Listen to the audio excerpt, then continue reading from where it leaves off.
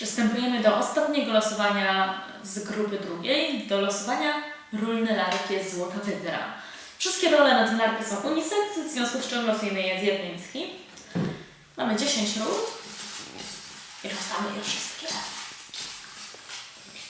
Ok, pierwsza rola wędruje do Antoniego Wolińskiego. Tego nie miałam gdzieś tutaj.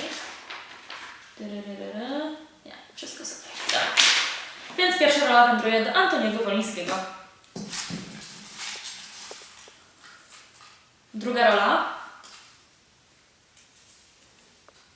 na Złotej Wydrze przypada Jakubowi Barańskiemu.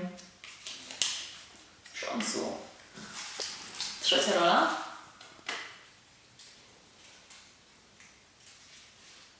leci do Mateusza Szuby.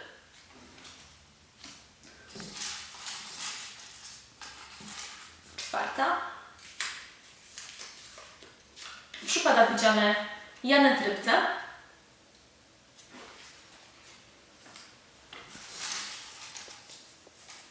Piąta rola wędruje do Karoliny Piąkoś.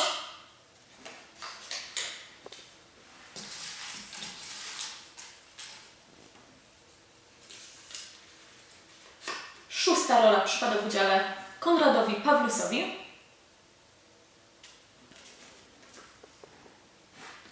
Ile mam? Raz, 2, 3, 4, 5, 6. Zostały nam jeszcze 4.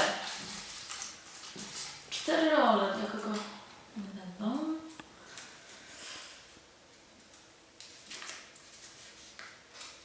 Zofia Wawrzyniak.